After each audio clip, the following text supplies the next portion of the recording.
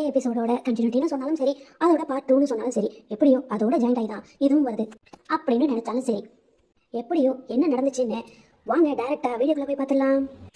என்னத்தை சொல்றது, சஞ்சனாவோட ஓவர் ஆக்டிங்க சொல்றதா, இல்ல ஆனந்தியோட புலம்பல சொல்றதா, தர்ஷிகாவோட ஏக்கத்தை சொல்றதா, இப்படி எதை சொல்றதுன்னே தெரியாம முடிச்சிட்டு இருக்கோம். அது என்ன சஞ்சனாவோட ஓவர் ஆக்டிங் அப்படின்னு தானே கேட்குறீங்க.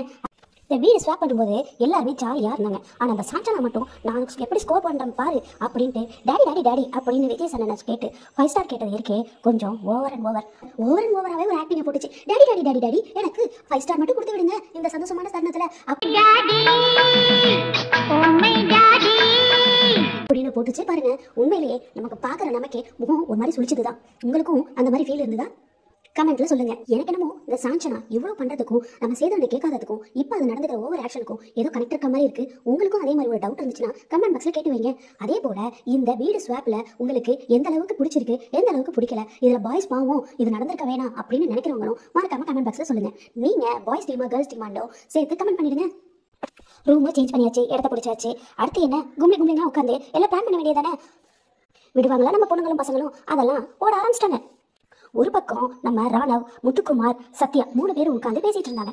என்ன அப்படின்னாக்கா, ராணவ் என்னை எல்லாரும் இருக்கிறாங்க, என்னை எல்லாரும் அவாய்ட் பண்றாங்க, எதிரையும் சேர்த்துக்கிறதுல, எனக்காக யாரும் பேசுறதில்ல, இப்போ உங்களுக்காக 4 பேர் பேசுறாங்க, ஆனா எனக்கு நான் சப்போர்ட் பண்ணிட்டு யாரும் வரதில்ல. இப்போ ஒரு முத்துக்குமார் அருண்னா கூட 2 பேர் பின்னாடி நிற்கிறாங்க, அப்படி எனக்கு யாருமே இல்லைன்னு அவர் பர்சனலா ஃபீல் பண்றத அவர் ரொம்ப கவலையா சொல்லிட்டு இருந்தாரு முத்துக்கிட்டையும் சத்யா கிட்டையும். அப்போ முத்துவும் சத்யாவும் ராணுவுக்கு ஆறுதலா 2 வார்த்தை சொன்னாங்க.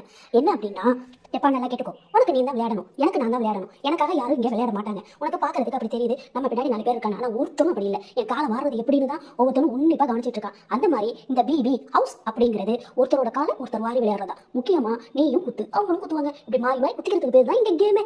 பிசிக்கல் டாஸ்கா சத்யா தான், ஏதாவது இன்ட்ரெஸ்டிங் கேமா அதுக்கு ஜெஃப்ரி தான். இப்படி ஒவ்வொரு கேமுக்கும் ஒவ்வொருத்தவங்க சிறந்தவங்க. ஆனா சிவானன் எடுத்துக்கோ 2 வாட்டி கோட்டு விட்டாரு. அப்போ அடுத்த கேமை விடுவாங்களான்னு யோசிப்பாங்க. அதுக்காக அவங்க அவாய்ட் பண்றாங்கன்னு அர்த்தம் இல்லை, அவங்களை ஒதுக்குறாங்க தள்ளுறாங்க அப்படின்றது இல்லை. உங்களுடைய தனித்திறமையை நீங்க வெளிக்கொண்டு வரணும், வெளிக்காட்டணும். அதுலதான் இயற்கை ஒழிய இங்க யாரும் பாசங்களையெல்லாம் ஒழியல. எவனாவது நம்மளை தூக்கி மேல நிப்பாட்டுவான் அப்படின்னு கனவு கண்டினா உடனே தயவு செய்து ஒண்ணு நீனே கிள்ளி விட்டு எழுப்பிக்கும். அப்படியெல்லாம் இங்க நீ நல்லாடா அப்படின்னு சொல்லி நம்மளெல்லாம் ஏற்றி மேல உட்கார வைக்க மாட்டாங்க. அதுக்கு பதிலா மேல ஏறியா இரு உன்னை பிடிச்சி கீழே தள்ளுறேன்னு 4 பேர் சேர்ந்து காலை உருவி கீழே போட்டுட்டு அவங்க நம்ம மேல ஏறி மேல நிற்பாங்க.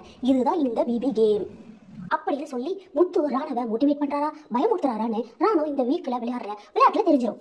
ஒரு கும்ளிங் அப்படி முடிஞ்சு அடுத்த கும்ளிங் இங்க. இப்படி கும்ளிங் உட்காந்து பேசுறதுதான வழக்கமே.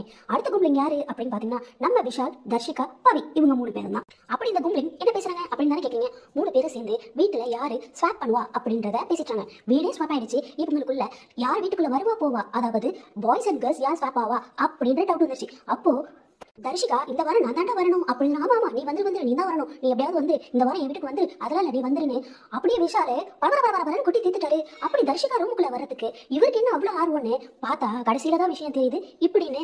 அப்படி என்னன்னு தானே கேக்குறீங்க. அது வேற ஒண்ணும் இல்லைங்க, நம்ம தர்ஷிகா பொண்ணு அதே ஜாக்லின் சொல்லிட்டு இருக்கு. நான் விஷாலுக்கு 1 நாள் 2 நிறைய லவ் லெட்டர் கொடுத்தேன் இல்லையா, கிட்டத்தட்ட 7 லெட்டர் கொடுத்துருப்பேன். அதுல அவன் ஃபீல் ஆயிட்டானோ என்னமோ தெரியல, பொத்துன்னு விழுந்துட்டான். ஒரே அலையிறானா பாத்துக்கோங்க, என் பின்னாடியே சுத்துறான். சாப்பாவை வேற சொல்றான், ரூமுக்கு அவன் வரணுங்கிறான். ரூமுக்கு வரணும்னா அப்படி இல்லைங்க, பாய்ஸ் அண்ட் கேர்ள்ஸ் ஸ்வாப் ஆகி இந்த வாரம் நீ வான்னு சொல்றான்னு அர்த்தம். நீங்க வேற ஏதாவது இடையில கொடுத்து போட்டு போயிடாதீங்க.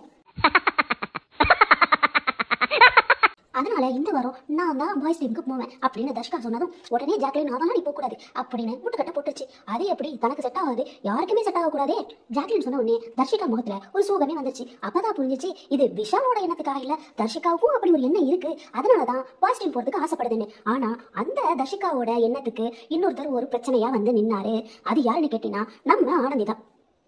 ஆனந்தி நானும் பாய்ஸ் டீமுக்கு தான் போவேன், எனக்கு அங்கே போகணும், எனக்கு இங்கே வந்து எத்தனை வாரம் ஆச்சு, இவ்வளோ நாள் ஆச்சு, எனக்கு ஒரு பாய்ஸ் கூட செட் ஆகலை, எந்த பாய்ஸோடய ஃப்ரெண்ட்ஸ் ஆகலை, எந்த பாய்ஸும் என்கிட்ட பேசவும் மாட்டேங்கிறாங்க, எவ்வளோ பேர் க்ளோஸ் ஆகிட்டீங்க, சௌந்தர்யா வரைக்கும் இப்போ வந்த ரயான் கூட க்ளோஸ் ஆகிட்டா, ஆனால் நான் மட்டும் இன்னும் யாரோடையும் க்ளோஸ் ஆகலை, யாருமே எனக்கு செட் ஆகலை, இது ஏன் என்ன அப்படின்றத நான் கன்ஃபார்மாக தெரிஞ்சே ஆகணும். அதனால என்ன பாய்ஸ் டீமுக்கு அனுப்புங்க, நான் போய் யாராவது ஒருத்தர் கூட ஆகுது என்ன பேச்சப் பண்ணிக்கணும்னு நான் நினைக்கிறேன். ஏமா இது உண்மையிலேயே பிபி ஹவுஸ் தானா இல்லை வேற எதுவுமா? இல்ல நான் கேக்குறேன், ஏமா மக்கள் எல்லாருமே அப்பா வீடு ஸ்வாப் ஆயிடுச்சு, இனிமே இந்த பொண்ணுங்க அந்த பசங்களை பழி வாங்க போறாங்க, அதுக்கு உண்டான பிளானிங்லாம் நைட்டே போட்டு தீத்துருவாங்க, காலையில விடிஞ்சதும் இந்த பசங்களை போட்டு வறுத்தெடுக்க போறாங்க. பாருங்களேன் பாவம், இந்த பசங்க அந்த பொண்ணுகிட்ட மாட்டிக்கிட்டு முழிக்க போறாங்க, என்ன பண்ண போறாங்களோ ஏது பண்ண போறாங்களோன்ட்டு எல்லாம் கவலையில இருக்கும்போது நீங்க என்ன பசங்களை செட் பண்றதுல பிளான் பண்றீங்க? ஒரு பக்கம் விஷாலே என்னோட ட்ரஸ்ட் நம்பிக்கையானவங்க, என்னோட மனசுல உள்ளது தெளிவா நான் நம்பிக்கை ஒருத்தர் சொல்லணும்னா அது பவி, தர்ஷிகா 2 பேர் தான். சோ உங்க 2 பேர்ல யாராவது ஒருத்தர் ரூமுக்கு வந்துருங்க அப்படின்னு, ரூமுக்கு மீன் ஸ்வாப்லங்க, ஸ்வாப் ஆகி வந்துருங்கன்னு சொல்ல வந்தேன். இன்னொரு பக்கம் ஆனந்தி, நான் பாய்ஸ் டீம் பக்கம் போயே தீருவேன். இந்த பக்கம் நம்ம பாய்ஸ் எல்லாம் அவங்கள நம்ம எந்த கஷ்டமும் பண்ணக்கூடாது. அவங்க எவ்வளவு டாஸ்க் சொன்னாலும் மறுபேச்சு பேசாம வாய திறக்காம அவங்க சொல்றதை நீட்டா செஞ்சுட்டு நம்ம போவோம். ஏன்னா கொஞ்ச நாள் அவங்க இப்பதான் போயிருக்காங்க. ஸோ கொஞ்ச நாளைக்கு அவங்க ஆக்டிவா எல்லாம் யோசிப்பாங்க. ஆனா அதுக்கப்புறம் அவங்களுக்கே புரியும், டெய்லி ஒரு டாஸ்க், டெய்லி ஒரு பொறுப்பு அப்படின்னு வரும்போது அவங்களே யோசிக்க ஆரம்பிச்சுவாங்க. லேடிஸ்க்கு எவ்வளவு கஷ்டம்னு போக போக இது அவங்களுக்கு. ஸோ இப்போ நம்ம அவங்களை எந்த கஷ்டமும் படுத்த வேணாம். அவங்க சொல்றதை செஞ்சுட்டு நம்ம பட்டுக்கு நம்ம வேலையை பார்ப்போம். தீபக் ப்ரோ சொல்லி முடிச்சிட்டாரு. இப்படியாக இரவு நேர பஞ்சாயத்து ஒரு வழியா முடிஞ்சு. இதுக்கப்புறம் விடிஞ்சதுக்கு அப்புறம் என்ன, அதுவும் இன்னைக்கு ஃப்ரெஷ்ஷா என்ன அப்படின்றது தான் சுவாரஸ்யம். கொடுக்கணும், வீட்டில் ஆளுங்களை ஸ்வாப் பண்ணணும், இந்த மாதிரி நிறைய விஷயங்கள் இருக்கு. என்னென்ன நடக்குதுன்னு பொறுத்து வந்து அது வரைக்கும் உங்ககிட்ட இருந்து விடைபெறுவது உங்களின் நான்.